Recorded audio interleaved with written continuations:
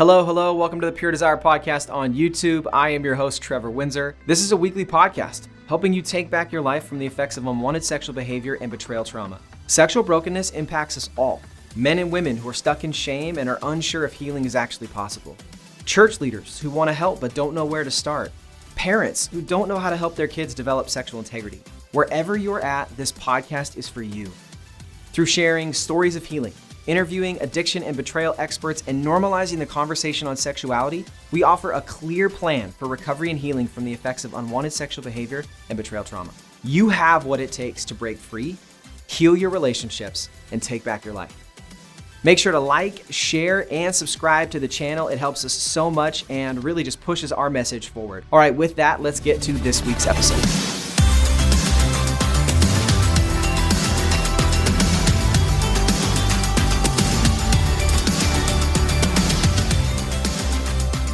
All right, Benny B, welcome back to the show, man. Glad to have you. Thanks for being with us. Hey, thanks for having me. It's so good to be with you all. Nick, what are you drinking over there? Some coffee? Yes. Coffee for sure. I just got some water. Really surprised you, huh? My coffee cup? Yeah. I actually wonder when I use this coffee cup, because, it kind of proudly displays Portland. And for some people that don't live around us, they may have opinions of what they think of Portland because of how we've been portrayed in the national media over the last 2 years. But in spite of what you've heard, Portland is still a pretty beautiful, cool place, and we call it home. So. We do. I guess because you started it that way. Are you drinking anything, Ben? Yes. I guess maybe I was expecting that question because I've been listening to podcasts, a couple of different podcasts, and they always ask, well, to start out, what are you drinking today? And I will say it's never alcoholic, praise the Lord, but alcoholic beverages. This is a seltzer water, plain Jane, from Kroger. So you're going with the fancy Kroger brand. Yeah, seriously. Good for you, man.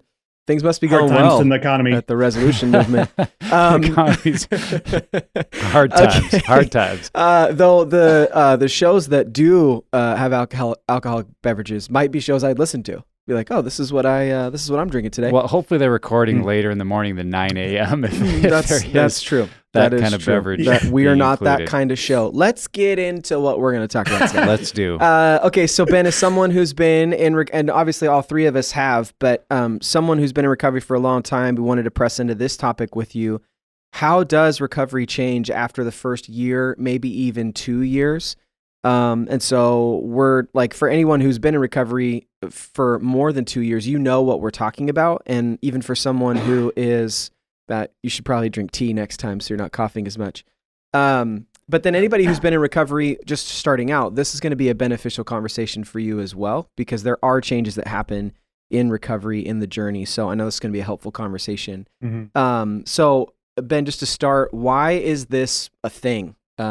What is it that changes around the 1 year, like maybe between the 1 and 2 year mark in recovery? What changes do we see? Yeah, and just for context, we're not talking about alcohol recovery. Although, nice. Although abusing alcohol here and there was a little bit part of my journey, but it was mainly pornography.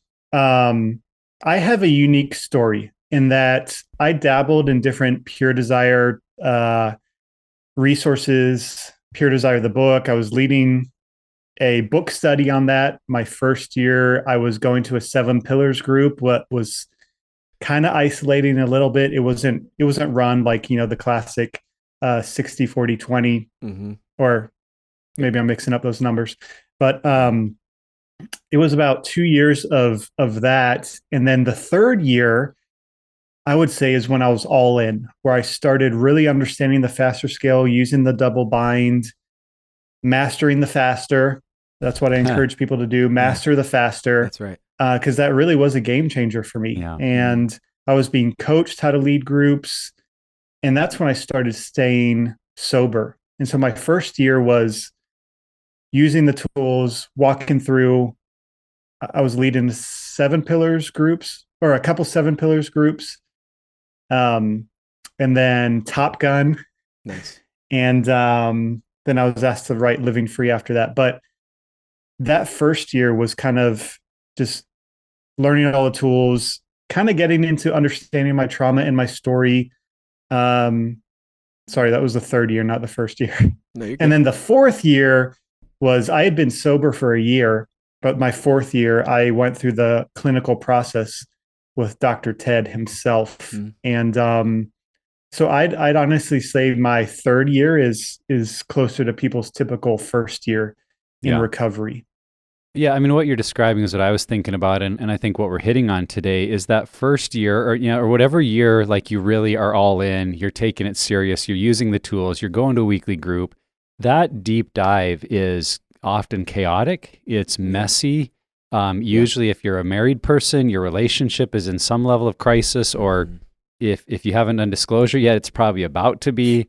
There's just really powerful moments of like these aha moments. I've heard so many guys in group talk about how like 2-3 months in, they feel like this fog in their thinking lifts, and they have new clarity of like their relationships and how they've been hurting people and the lies they've been listening to. And it's really a revolutionary process. And you kind of come out at the end of that year. And I do want to be mindful of how we're using the word year, that for our listeners to say, for you, that you might feel like the kind of things we described today happen more after 6 months. And other listeners might say, well, this was more after 2 years or 3 years. So there's not always clean, dates associated with our recovery. But what we're talking about is kind of a first phase that is more messy, chaotic, intense. Often we're very motivated to change because of how bad things have gotten at home, or we've lost a job, or our reputation has been shot because others have found out something going on, and we're motivated to recover and to get through this. And very often we kind of hit the end of that year, and if we've been doing the work and the tools, for so many people, their marriage is at a healthier spot. They're feeling freedom. Like Ben said, there's sobriety, there's actually traction, and it's kind of emerging into this place of, and now what? What is my new normal? How will this become not just an intense year I went through, but a new lifestyle? And what are the rules that I'm going to follow in this new lifestyle? What are the ways of living and of handling relationships that all might still be kind of in flux, because that wasn't really the focus the first year, the first phase. The first phase was sobriety and stopping the habit and fixing the marriage. And then the second phase is more reestablishing a new norm. And it looks different for a lot of people. So I think that's what we want to talk about today. And like you said, Trevor, if someone's not in it yet, it's good to kind of know these are the phases coming, and to be mindful of that, even if we're in the midst of some of the chaos maybe of the early journey. Totally. And I think for my experience, that fog you were talking about was something that happened where I started to get a vision of who I could become now. It wasn't just the ways that I'm stuck and working on that, but looking beyond what I've just been working at. Like, how can I improve my relationships? How can I become the person God's created me to be? How can I press into the gifts that I have, the leadership that I want to have, those kind of things. So for me, it broadens the perspective, because you're so, especially in that first group, you're so hyper focused on this one area, trying to find freedom, trying to understand why you're doing what you're doing. And then once you kind of have that first, I don't know what word I'd use, but just you have that first year of recovery under your belt, it's worked its way into your system to where you're not then in that kind of that navel gazing perspective, like your eyes have been lifted to see, oh, there's a lot of possibility here for me and my growth.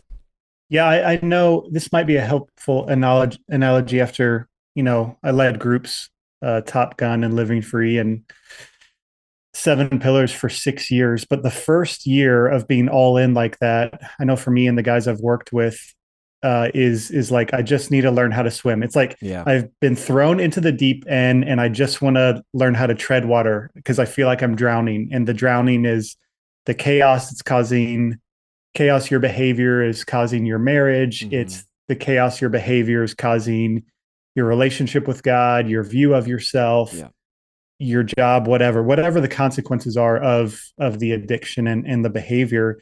And then once you start getting the tools down, you share about your secrets, you feel accepted, you start gaining sobriety. It's like you're learning how to tread water. And I know for so many people, they come into groups wanting just to stop the behavior. They think that's the only problem. And sure, it is problematic, but what I discovered quickly is that you can go from surviving to thriving. You can go from not just abstaining from behavior, but to actual health, emotional health, spiritual health, relational health, physical health on a daily basis. And some of that, by the end of the year, the first year, I would see guys start to experience, but a lot of that comes, I would say, in the next year as you continue to learn about yourself, maybe do additional counseling, additional groups, maybe go through the Genesis process or other resources. And, in what I would call my second year with Dr. Ted, that's what we really focused on. I was no longer relapsing. I was no longer having sexual fantasies. I was no longer looking at porn or masturbating. Yep. And in fact, August 1st of 2023, this year, will be 10 years of sobriety for me. Praise Awesome. God. Wow. Yeah, man. So good. But that second year, it sounds like we want to talk about that more. What to look forward to or what to expect. Yep. Yeah. Let's jump into that, Ben. That as we've been describing, that first year is really marked by, I got to get traction on this. I got to get sobriety. I've got to get out of the binge purge cycle. And if we're finding success, and again, we know that not everyone is, that for some people, there is an elongated process of getting traction. So maybe thinking of that second phase, though, if we really find sobriety starting to take place, we've got traction we've maybe never had before. What do you feel the focus shifts to at that point as people move into a new phase of recovery? The focus for me and what I've seen for others really focuses on the joy of health. Mm-hmm. Like a lot of these principles, I mean, this even happens in the first month or two. Like you go from doing all the pure desire homework and phone calls and like you're dreading it. And sometimes like, oh, this is overwhelming, but it quickly becomes a habit that leads to health. Yeah. And you start feeling like, oh, I feel lighter. I feel better. I feel like I'm not just surviving. Like this is how I'm living into the way God created me to live. And so the second year, it's a lot more of that. It's for me, it was, okay, now I'm going to start really addressing the anxiety in my life. Mm-hmm. I'm going to start addressing the trauma, doing a deeper dive, doing some brain spotting, doing some EMDR. Yeah. I'm going to take these principles and expand them to work on other areas of my life where God wants me to find deeper healing. I remember there was that year and in years to come, I just continued to grow in seeing myself as God sees me and getting closer to God, relearning who he is, because, the trauma I had been through, the abuse from my dad, the negative experiences with teachers, I copied and pasted that on to God. Mm-hmm. And so, the first year, you're not going to get through everything. No.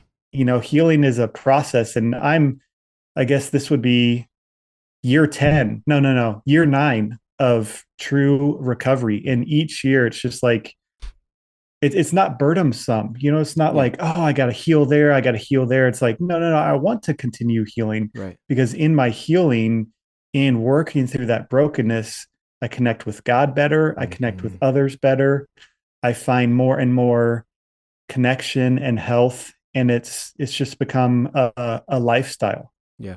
I think what you're talking about, Ben, is stuff I experienced too, like these outlier issues that I had, and seeing how those like impacted my holistic health. That I had this one major glaring issue in, pornography and masturbation. And then I get a handle on that. I figured out why I do what I do. I've been able to stop the behavior. But then for me, shortly then after was like, I'm about 100 pounds overweight, and I'm realizing how that impacts the way I view myself, the way I operate, the way I relate to other people. And so for me, like that started taking care of myself physically, with what I eat, what I put in my body.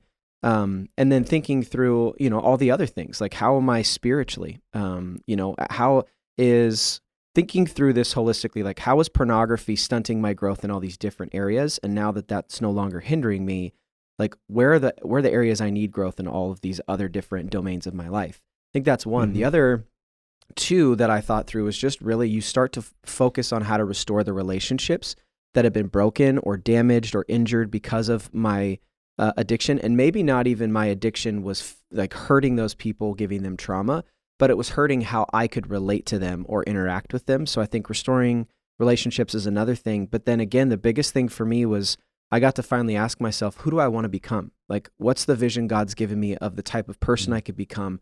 the type of husband, the type of dad, the type of friend, the type of leader I could become, and then starting to run after that without all this weight that I was carrying before. It's like, to use the cheesy analogy of chains, which I guess is a biblical analogy, so I guess it's not that cheesy, but like taking these chains off of me, and now I can run a lot faster with a lot less weight dragging me behind, so I could run after who I felt like God wanted me to be. Yeah. Yeah, I think one of the mistakes we can make when we're going into a group or recovery for the first time is thinking, well, I'm going to go through this process, and then at the end, I'll be healthier, and I can just go back to everything I was doing. This idea, like, I'll live the same life, but just without pornography, which, that'd be a step forward. But then we start to realize, no, it was actually the life I was living that was leading into pornography, and I can't just go back into that there will become new rhythms, new patterns, new routines. And I think what you said, Ben, is so important, that if we think of that as like a prison sentence or something, I'm always going to have to do recovery, that perspective really will hold us back. It'll be this lifetime of drudgery. But if we see, now that I'm free, it's an invitation to spend my life on health and becoming a better version of who God made me to be, or becoming more fully who God made me to be. Well, that to me is an exciting pursuit, right? That's what we're all called to, is this idea of sanctification, becoming more like Christ, being fully alive because I'm not held back by the chains you described, Trevor. And if we have that mindset, then it is joyful. Like, this is going to be great. There's just going to be improvement in my life. And so what I see happening for many in that second phase is they begin to tell their story because they've got some traction. They've got some sobriety. They feel free to begin opening up to others outside of their inner circle, maybe telling a small group or sharing their story at church. And also that turn to say, wow, what about others? If I was trapped, I know others around me are, or maybe my kids are, I'm going to start looking for opportunities, whether it's to lead a group, co-lead a group, just be more intentional with my children and the kind of questions I ask, the conversations we have in the home. It moves from a focus on just my healing to say, man, I want what I'm experiencing for others as well. And I want to lean into that to some degree. And then I think what we've also said is addressing relationships, and maybe outside of, when we're in recovery, if we're married, the marriage relationship is a huge deal. Yeah. But I think in that second phase, we start to see where we might need to go back to some parents or family members and look to restore relationships or offer apologies. We see ways that we were very self-centered and blinded and hurt people, and just owning some of those things, I think really becomes part of those next steps, that we understand health isn't just for me. Health is to help others and to impact those relationships positively. So I think that becomes part of the focus, and not to say we then stop paying attention to our own recovery, but it's just we're able to include other aspects of it as well. Yeah, that's so good. It's funny too, as you say that, Nick, those things, how we relate to other people, can be a part of that recovery. Like that's a piece that is missing in our life before we step into it. And so there's this beautiful thing where once you're free to press in and start, those relationships and being healthy in them, those are things that actually will help you as your recovery continues. All right, Ben, so let's talk about motivation. Our motivation often in the first year is crisis, right? A broken relationship, a spouse that's betrayed, a job that's been lost, a ministry that's been lost, something like that. That's this huge motivator. But after that first year, Lord willing, crisis will subside. It will die down as you're getting healthy, as you're making these restorative steps toward health.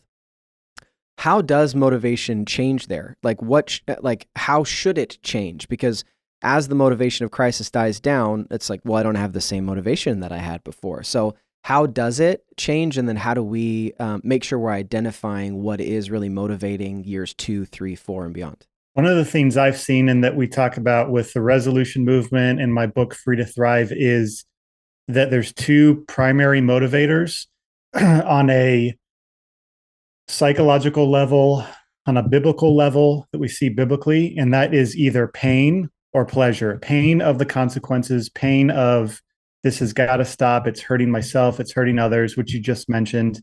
But then what we hope happens is this: we're motivated by pleasure, we're motivated by joy, we're motivated by life can be better.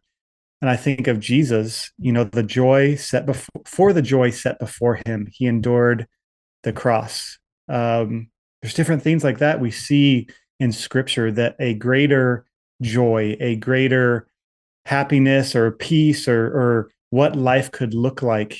And I would add to that obedience to God. But, all of God's commandments to us are to provide for us. They're to protect us. They're for our pleasure. They're for our joy. So as we continue to step into healing and recovery the second year, as we keep moving towards health, thinking about how is my life actually going to look like in 6 months if I keep doing this?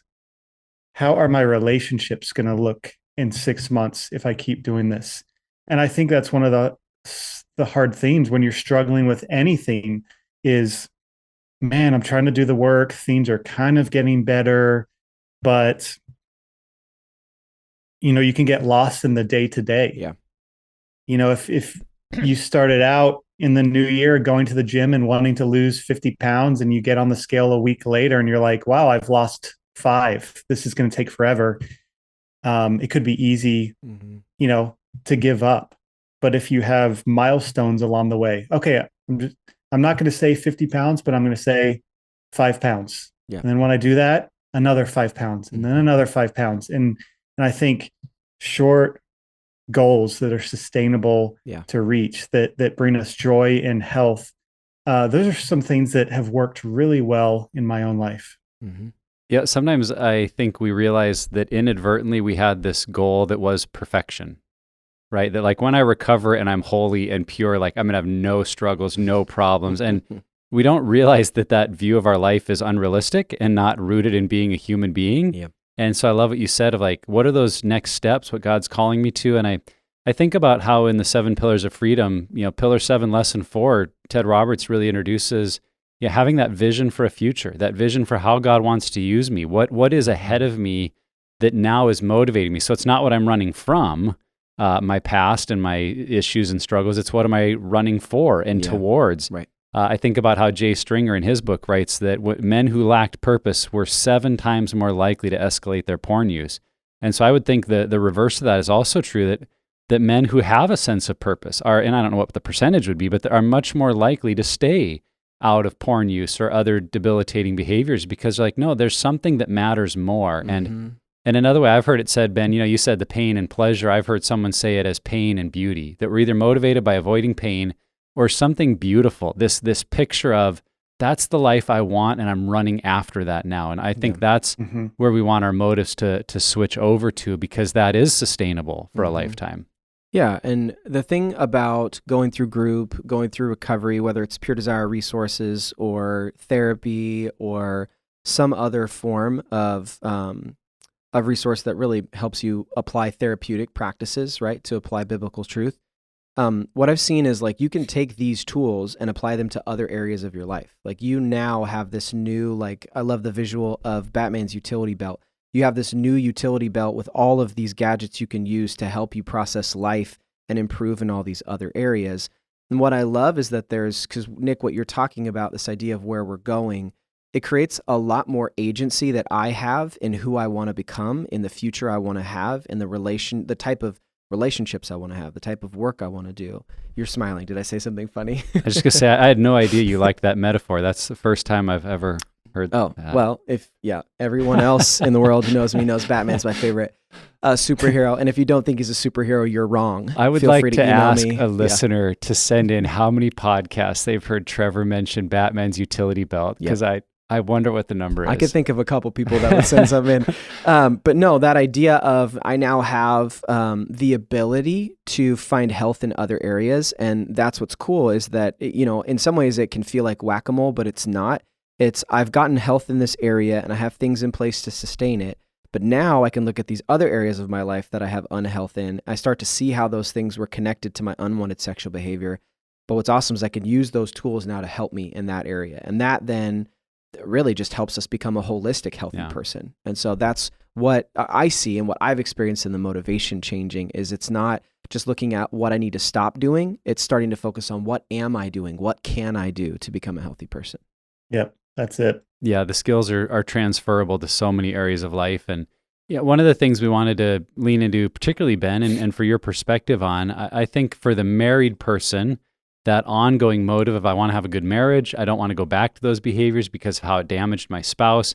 that's kind of an always present accountability factor, if you will, that like I've got this other person that I've committed to and they know the story now and we don't want to go backwards. What would you say though to the single person? And in your experience, when you don't have kind of that ever-present person that you're trying to stay healthy for, what have you found are those ongoing motivators to stay healthy, to be clean, and not listen to what I think a lot of single people struggle with is like, well, who really cares? I'm not married. It's not hurting anyone.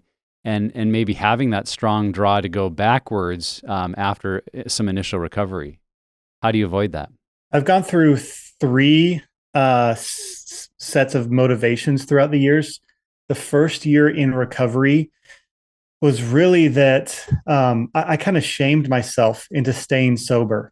And I, because I didn't want to admit to having a relapse. I didn't want to feel that shame. And I knew people wouldn't judge me, but it was going to be embarrassing for me. And so I kind of shamed myself and just white knuckled for a while. And that was a primary motivation. And then it started to switch. In the second year, when I was going through recovery with Dr. Ted, it really started to switch to that pleasure, that future joy, that what I wanted. And this would have been 8 years ago. And I was very focused back then on dating and trying to get married. And so a primary motivation was, I want to get married. I don't want to bring this into my marriage. I want to have a healthy marriage, healthy kids. And also I want to honor God. And then just over time, realizing how much the church has made an idol out of marriage and how singleness and marriage are both equally glorious callings. And, Jesus was single, Paul was single. Some people are called or feel called or are called or feel called. I don't really know how it works, but to lifelong celibacy, and we'll be single forever. And that's a glorious calling. And, that could be my calling. And so in this, I think it's been like the past 4 or 5 years, I've really transitioned into that third motivation. I do want to get married. However, marriage, a future family, that would be great. And that motivates me to stay, healthy and sober. But also, if I never get married, one of the big motivations is my relationship with God and the closeness and intimacy I have there. It's the relationships with other people. It's not feeling like I have to hide who I am or something I've done, but having a lifestyle of no secrets. And because, when I was relapsing, there was just nothing made me feel as bad in my life and as shameful as pornography. And so I would feel like it would just lead me into depression. I would feel so shameful. I'd want to isolate. It was just it just was ruining my life. And so, in my connection with God and other people and now leading a global ministry and writing and, all of that, I don't expect myself to be perfect. But helping others, is really a big motivator. Come follow, as Paul said, follow me as I follow Jesus. I want them to look to Jesus a lot more than me, but I love, especially these days on TikTok, on Instagram, I get messages every day from teenagers, from people, from young adults asking, how do I quit porn? And I get to share my journey with them. I get to point them to resources and devotionals I've developed and podcast episodes. And so those are the three shifts I've seen in my own life that have really been sustainable as far as motivations go. Yeah. And I would just say this, like, we want you to get married too. And we're excited to have you on talking about marriage stuff. You know what I mean? Down the road. So, and honestly, Ben, we appreciate your willingness to continue to talk about the topic and to even press into that. I know sometimes that could be a challenging topic, especially if you're single wanting to be married. And so just appreciate your vulnerability there. Yeah, and I was going to say, I appreciate how you named that, Ben. Of if marriage, future marriage, is your only motivation, I mean, that's good and healthy. But I think there are a lot of men in particular that go through recovery with this thought of, well, if I get healthy, then God will be pleased with me and He will lead me into marriage. Yeah. And so I think, as they're getting to year 2 and 3, they're like, all right, Lord, here I am. I did the work. I'm doing math. better. And where's the girl, right? And if that doesn't happen, and it might happen for some, but if it doesn't happen, I think there can become disillusionment of like, well, God, I did all this. You're letting me down. And maybe not realizing that wasn't the true purpose for this. It was for your health, for your well-being. And if God has marriage in your future, that will happen when it happens. But I do think that danger is there of if it doesn't happen in the way we thought, we might feel like, well, what was the point of all this? And so I think there is the need to keep progressing. Say, that's not a bad motive. It's good to I want to be clean and pure for my future spouse if that happens. But then also beyond that, if that doesn't happen, I can still be motivated. I can still pursue God's best for my life and not just make it contingent on, well, I did this and now God will bring me that. Yeah, and that's that, again, to Ben's point that you made, man, that like the marriage is so heightened in the church when that's saying that the relationships you have with your friends and the relationships you have at church aren't as important, and that's not true. Those relationships are just as important. Those are relationships you can still be serving and other-oriented and loving and encouraging and can sharpen you as you sharpen them. So yeah, I feel like it makes you a blessing to other people, ultimately. I mean, I think there are other reasons I wrote down that just don't seem to be important in this conversation, but I just feel like that's something that as you grow and as you change, the level of impact you have in the community of people around you is significant. And I think we too often underscore the amount of influence we actually have. And so to be able to be single and say, no, like I'm someone who can influence the culture around me and my health is a huge part about that, like a part to that. I think that's huge and we should focus on that, especially if we're single in recovery.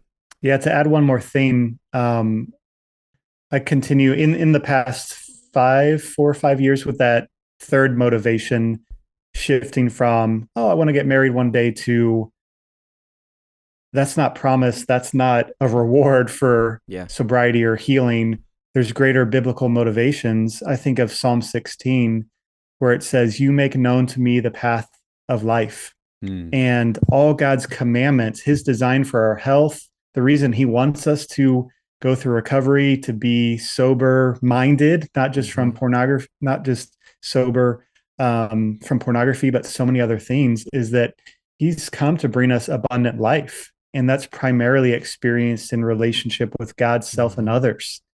And so our primary motivation, however we've been influenced by the church and this idea of marriage, needs to shift to, I want to honor God. I want a better relationship with God. I want a better relationship with myself. I want a better relationship with other people, to truly follow Jesus, take up my cross, and to flourish relationally here and now. And once you start to experience that, like I wouldn't trade what I have now for pornography any day. I know pornography releases more dopamine in your brain and whatever, but the sustainability and pleasure of each day living in health and growing and connecting with God and others and serving others and seeing people come to Jesus and seeing them set free from porn, it's just here and now. You can't trade the benefits to your life of quitting porn, not to mention all the secular research coming out and neuroscientific research about porn damaging your brain and affecting your abilities to perform in sports and all those kind of things. It's just, there's so many reasons. So many God reasons has something better. Yeah, right. Yeah, for sure. So good. So let's look at, and this is probably more of the proactive stuff in year 2, 3, 4 of recovery, is self-care. What does self-care look like after year 1, and what kind of significance have you seen in your journey that self-care has? What's cool is I think I discovered the term self-care through Pure Desire years ago. And now it's become really popular and people are like, oh, it's about treating yourself and taking bubble baths and, Parks and Rec, treat yourself. Yeah. Yeah, eating chocolate covered strawberries and lighting candles There you and go. bath bombs. And hey, I am into those things. But Yeah. um, I that's what culture might say, but there is a biblical precedent for biblical self-care. Mm. And what I've come to realize is that biblical self-care is creating a life you don't have to regularly escape from. It's creating a life you regularly don't have to escape from. Mm. And so that doesn't mean like, oh, just once a week I'll go get a massage, or I'll go on vacation, once or twice a year, and that's my self-care. No. It's about habits, rhythms. It's about each day, each week, things you do to care for your spiritual health, your physical health, your mental health. Mm-hmm. And so for me, there's a lot that have just become part of my life, and I look forward to them. One has been weekly Sabbath, where I stop completely for 24 hours, where I don't do any work, where I try not to even do anything that feels like work. Mm-hmm. So, when I started doing this, I wasn't even showering. It was pretty out of hand. It wasn't, you didn't want to be around me on my Sabbath. But things like not doing the dishes, just getting takeout, pleasure stacking, which is having can I say this, a cigar, having a beer, connecting with God, going to church, hanging out with friends, Mm-hmm. meditation, getting takeout. It's just all the good things, and spending the day with God and other people, just truly taking a break. It's like a vacation, or like Christmas. Yeah, more so like Christmas, once a week, and celebrating and reflecting on the past week. Another one has been living a life of no secrets, where I'm committed to, for the rest of my life, having somebody or a couple people who know everything about me. Yeah. My sin, the things that I might want to hide, the struggles, the emotional struggles, how I'm been doing, what I'm wrestling with, all of those things.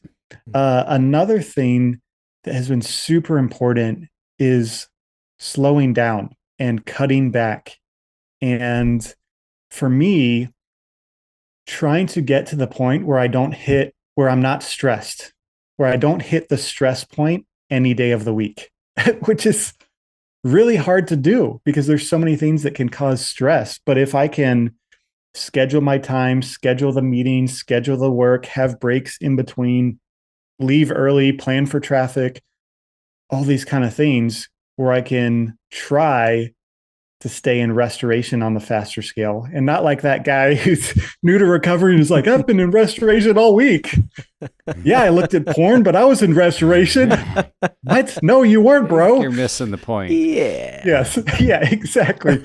But this slowing down, there's things that are so good for my, let's say, mental health and my mind. It's hobbies. It's going fishing with a friend. I just got a Super 73 e-bike, so I'm crushing that thing around the neighborhood. Nice. It goes 30 miles per hour, just getting awesome. out there, suburban exploring. And physical health, the way I eat, eating low carb, keeping 100 pounds that I've lost because I gained 100 pounds, and then because of a food addiction, lost the 100 pounds, keeping that weight off, doing stretches morning and night. There's just so many things that help me stay. I'm not even sure I would call it self-care. It is biblical self-care and caring for myself, but it's ultimately habits and things that are helpful, that help me feel better mentally, that help me connect with God better, that help me connect with others better. Yeah, as I think about the tools we use at Pure Desire, it's that outer circle of the 3-circle tool. What do I do instead that brings a sense of fulfillment, belonging, connection, joy, fun? Because if I don't have that well defined, I'm really in danger that if my recovery is just, I haven't looked at porn, I've got really strong guardrails, I'm in a good place, that may work most of the time, but sooner or later, you're going to hit a speed bump. You're going to go through something hard at work. You're going to, feel unfairly accused of something by your spouse. You're going to have a death in the family. You maybe have a career crisis. And in those moments, if all we're relying on is guardrails and avoidance, those aren't enough typically when we really need something to deal with hard things. But if we have a rhythm of margin in our life, Sabbath, things we're doing for physical rejuvenation, fun things we do, friends we connect with, well, that's what sustains us in those speed bumps. And so I would just encourage anyone listening, if you realize you haven't focused on that much because you're like, that's just kind of a nice thing. Is it really that big of a deal? Yeah. When you go through a hard season, those things become critical, and the time to develop them is now. And so lean into that. And I just think so much what you said there, Ben, is spot on. It's learning this way of life that I don't need to run to those other things that were unhealthy and damaging, because I have so many other things I've learned to use instead. Yeah. And they're better by far, even if they don't have, the immediate dopamine hit. I've seen the long-term payoff. I've seen the good. And so I run to those things that really maintain my health. Yeah. I think of self-care a lot, like I've heard spiritual disciplines talked about, that it's something that doing the spiritual discipline is not the main purpose. The main purpose is that spiritual discipline is equipping you to manage life in a healthy, biblical, God-honoring way. And I think the same thing is true about self-care, that these are not like reactive things. Like, I think, Ben, you were kind of alluding to this. Like something really stressful happens is like, okay, I just need to go get takeout and watch a movie and veg. That'll be my self-care. Like, self-care is not just a reactive thing. It is a proactive thing. I know that if I journal every day, I'm going to have space to process what happened the day before.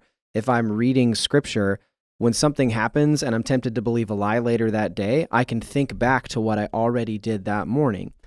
Things like that it's not just this reactive, but it's things I can put in place that when the stress, I was just reading 1 Peter this morning, like, it's gonna happen. Suffering is gonna happen. Like, it's gonna be for a short time, but it's necessary. It's gonna be a part of your life. That when those things happen, you're prepared for it. You have equipped yourself with emotional health, spiritual health, sexual health, these tools, these perspectives, these things you can go to day in and day out that help you manage those things when they come. So I think that's the goal of self-care. It's not just a reactive thing, but proactive. Yeah. Let me add this. Feel the need to say this for somebody watching or listening, because it's been so helpful in my own life. But if you're a person who deals with rumination, whether it's dwelling on the past, anxiety,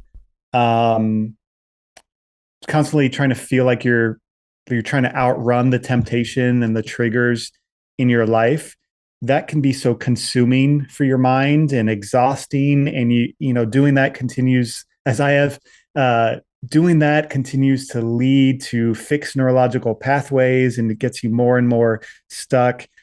Breaking that up with certain things has been so helpful for me. So when I do 10 minutes of stretches in the morning and at night, the stretches are almost painful because I'm constantly doing them, like stretching further and further with, I don't know how to explain it, but it's so hard to focus on anything else because there's a slight bit of pain, and I hate pain, but it's like a level 2 out of a 10 on the stretch. And it's like, I just, this sigh of relief when I'm done.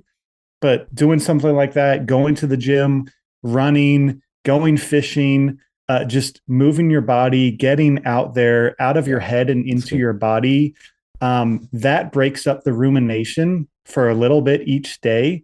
And if you keep doing that, it helps more and more so that you're not constantly in your head. Yeah. That's good. Yeah, so good. So as we've talked about, Ben, for a lot of people in their first year, there is kind of an intensity to the journey. They might be doing counseling, they're in group, they're making lots of phone calls, and there can be a shift for some people like, okay, I'm not in counseling anymore. Maybe they've even stepped out of a weekly group, although I'd suggest second year, you probably still need to be in group. But for some people, they're moving away from those things for different reasons. So if there's not that same intensity of counseling and group and that routine, what are other avenues that you've seen help people maintain sexual health?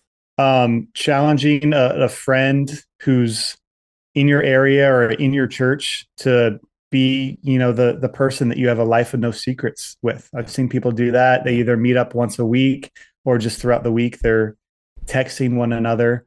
I've seen that work really well. I've seen friends finish a 7 Pillars group, and then with some of their close friends, their life of no secret friends, pick up a book like Jay Stringer's book, Unwanted, or Free to Thrive, or Emotionally Healthy Spirituality. Yep. Doing that, the main thing is after finishing the first year, taking the initiative to keep something going, whether it's with one other person, two other people. It doesn't have to be heavily structured, heavily on homework, but just to keep some kind of practice of regularly meeting together, going and connecting with people really helps. I know for me,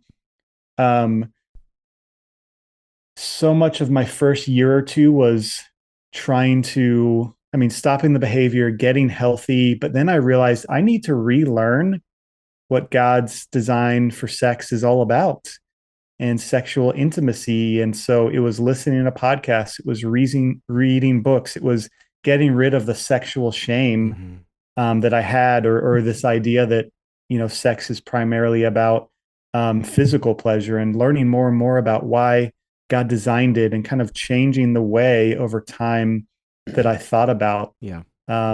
So a renewed vision about sex and a renewed vision about singleness. Those things were really helpful to continue to learn and grow in. I know for me in my story, this is where spiritual disciplines became a huge piece. Trying to establish habits and rhythms in my life that I do on a daily and weekly basis that help me move forward toward growth, growth in the Lord, growth relationally, obviously mental, physical, sexual health. But I think that for me, I always need like a track to run on, like to grow, some direction to run, some thing to work on. And so for me, reading books, going through, like one thing for this year for me is going through a resource that helps you develop a rule of life. So something that maybe is an area of life I want more structure in. And so I like daily and weekly am committing myself to these habits, these things. And, I love what you said, Ben, the idea of having those no secret type of relationships is make sure that you're in community. That is still a huge piece, that you're in a trusted community that you see, preferably on a weekly basis, whether that's a community group at your church or just the community that you have at your church at the Sunday gatherings, but just having a circle of people that you're consistently pouring into, getting feedback from, doing life alongside. I feel like that's the one thing that pornography steals from so many people is true community. And the gift that you get in recovery is being able to be your real, true self. And so finding people to be in relationship and be that true self, I think is also big. Yeah, we use the phrase a lot at Pure Desire of paying it forward. And I've seen that for so many people in groups. It's like as you establish sobriety and health and momentum, it's kind of like hitting a wall or a real decision point that I've got to decide, is this ultimately about me and my own good, or is this journey ultimately about God and others? Because at that juncture point or hitting that wall, I've seen group members that thrive in selfish ways. They lose the weight and they become the workout warrior and they get this new physique or they get a better job. They're kind of clear of a lot of this clutter that's been in their life and they just use it on themselves. And I'm not saying it's bad to work out and lose weight. Don't hear that. But if that's the only goal, it still is kind of a selfish endeavor about a better me. And that's not what God made you for. God made you for himself and for others. And there is so much more fulfillment in moving that way to ask the question, God, how is this story in my life really to be a part of helping others and the mission you have for me in this world? And so I think in that next phase, it's really asking that question, God, who is this for? And if it's for me, it's ultimately not going to be the healing journey that God wants it to be for you. And so hopefully that means at some point helping lead a group, telling your story, pouring into your kids, serving in your community. It's going to that bigger perspective, because I think without that, we will subtly over time re-enter into other forms of addiction that are just more socially acceptable if it's all about us. And so I've seen that happen. It would just guard against keeping it just to be about your own recovery and look instead to say, how can I pay it forward? Because I really believe that's part of our full healing and recovery. Yeah, absolutely. Okay, so and this is for really all of us to help people flesh this out a little bit better. But Ben, for you specifically, what tools have you found to be most important during this new phase of recovery after year one, when you start looking towards sustaining this for the long haul? What tools do you think are most important for that? I think the Genesis process is great. I know I walk through that in my counseling year with Dr. Ted, but not all groups go through that. Yeah. That's a great place to start because it It talks about multiple behaviors and anger and whatnot. Just deeper dive things like emotionally healthy spirituality. I don't want to toot my own horn, but Free to Thrive, like Free to Thrive, our book that Josh and I wrote. Yep. That's why we wrote it, because it's about how nothing in our life is random. All the things, our hurts, our struggles, the hindrances in life, when we question them, when we figure out what they're about, they actually can lead to a flourishing life. And so there are similar principles. If you've been in a Pure Desire group, you may find similar ideas and principles because it's trauma informed. And, I wrote it and, have been through recovery. I think depending on your stage of life, like I've seen people pay this forward.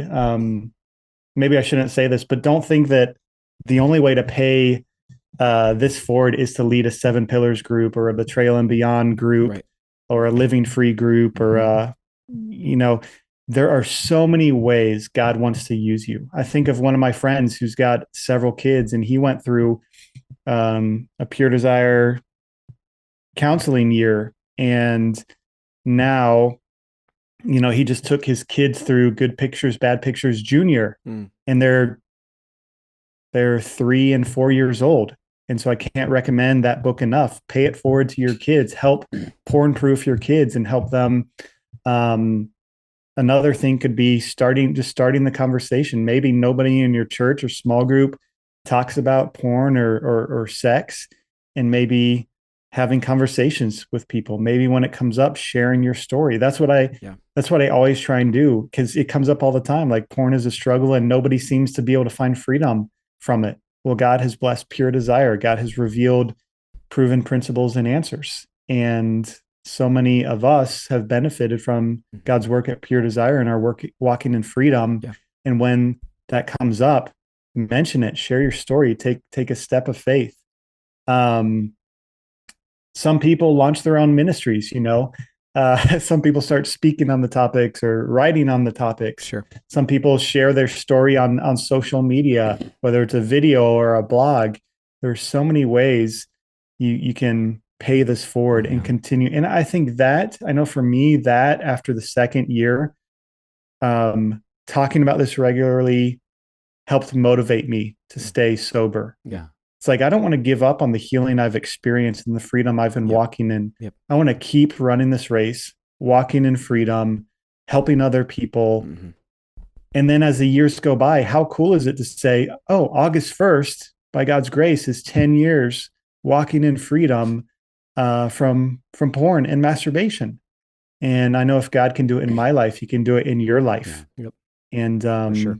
Yeah, I just say yes and amen to all those things, all good ideas. Yeah. And I think it does look different in some degree for every person, although there's similarities. And we're glad to have you toot your horn, Ben, and promote, your works, because we're big fans. Mm-hmm. What comes to mind for me, is just continuing to use those tools of the faster scale, master the faster, and then keep using it as just kind of that regular check-in. I think even in seasons of my life where I haven't been in a weekly group, I'm still on a weekly basis thinking through, where am I at? What's my low point? And trying to define, like for me, ticked off as a new relapse in terms of if I realize I'm really starting to enter into anger and just wanting to run away or give up, like, okay, I'm already needing to take some steps, reach out, and not waiting for it to go further than that. I think that's a tool that could serve you the rest of your life because of that emotional awareness, and just continuing to update your 3 circles of maybe that inner circle doesn't change because we know where we're committed not to going anymore. But I think our middle circle changes a lot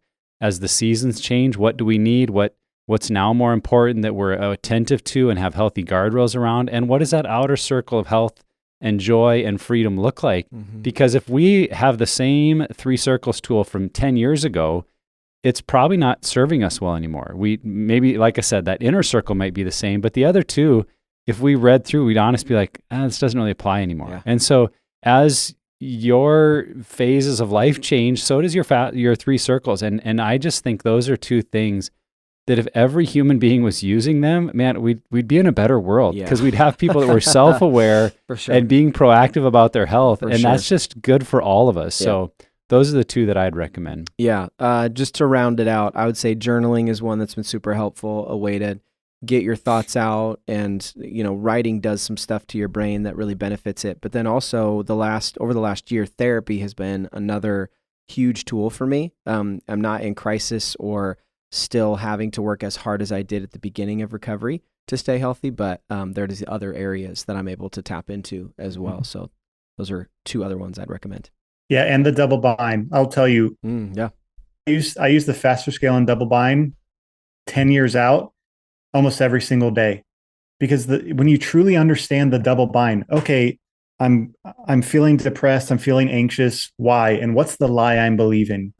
That's the easier choice. And then the harder choice, what's the truth? What's the prophetic promise? What's the action I can take to get out of this? What maybe try to get a glimpse of God's perspective. What promises does he remind you of? Yep, that's good. I'll tell you, when I go through bouts of depression, it happens a few times a year these days rather than every day like before. The double bind is what God uses to get me out of depression. That's really cool. Yeah, man. Thanks for sharing that. Yeah. So Ben, this has been awesome. As always, we love having you as a guest. Leave our listeners with what would kind of be your final advice in terms of how do we continue in recovery to not stall out, but to have momentum for a lifetime? What would you say are an idea or a key principle you want to leave people with? I think of one of my friends right now who's in the pure desire process, and he was going from relapsing once a week or a couple times a week and getting into a pure desire group, and then the idea of staying sober the rest of your life can be so daunting. What I encouraged him with is how I would encourage myself and whoever's listening. No matter what you're going through, take it one day at a time. Yeah. It's so simple, but it's so true, because God has given you grace for today. If you start thinking about, I got to go the rest of my life without looking at porn, that's going to be hard. That's going to be hard. Just like if you start going to the gym and you're like, I got to go to the gym every day the rest of my life, you're probably going to give up. But if you just say, no, today, okay, 1 week, I'm not going to look at porn for 1 week. I'm going to stay connected to others. Then the next week comes and you commit to it again. That has helped me so much. As I hit, 1 year of sobriety, it was like, okay, now let me go for 2. And then it was 3, and then it was 5. And then now it's 10. Oh, I can't wait to hit 10. And so different goals like that, remembering that God has grace for what you're going through today.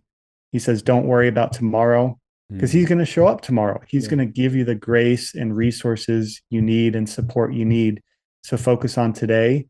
And I think that will be will take off the burdens. That will really bring peace to your life as you walk with God through it. Yeah. For me being, I think it's year 8 of recovery, for me, it's just always having something to work on, like some area of my life I'm trying to bring improvement. Like right now, a lot of it is my relationship with my wife, prioritizing that time. Another aspect is my relationship with my oldest. We really like butt heads he's a mini me. And so I don't, if I don't like myself, sometimes it's hard to like my mini me. But like, I think it's those things that I'm trying to, I'm taking steps. I'm being, intentional and proactive in ways to improve that. And so I think that that's just something is like, don't adopt this like graduation mindset. Like, oh, I'm free from porn. Great. Okay. Now I can just coast. It's something that I'm always looking forward. What's something I can improve upon in life? And I think that that's just been helpful for me. I think about the brain science that says we will subconsciously move in the direction of our vision or our dreams. And I think when we were trapped in this pattern, we're trapped in addiction, we might not have called it a dream, but we lived with this fear of one day it's all going to come crashing down. My struggle is going to get found out. It's going to end my marriage, ruin my career.